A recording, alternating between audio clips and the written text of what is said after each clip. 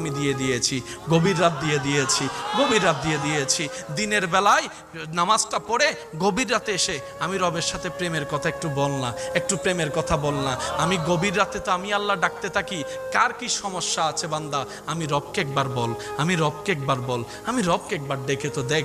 বান্দারে, কে আছস অসুস্থ, আমি রবকে জানা, কে আছস অভাবী, আমি রবকে জানা, কার কি সমস্যা, আমি রব তোদের কথা শুনবো। রব ডাকতে থাকে, রব ডাকতে থাকে।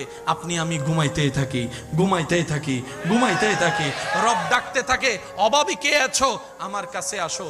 আপনি আমি ঘুমের মধ্যে থাকলাম, সকালটা হলো, এবার সেই অভাবটাকে কাঁধের মধ্যে নিয়ে অভাব দূর করার জন্য বিভিন্ন অনৈতিক কাজের মধ্যে লিপ্ত হয়ে গেলাম, আল্লাহ নারাজ হয় এমন কাজে লিপ্ত হয়ে গেলাম। রব বলে যে একটু অপেক্ষা তো করতেই আমার জন্য। এই অপেক্ষাটার নামই হচ্ছে সবর, এই অপেক্ষার নামই হচ্ছে ধৈর্য।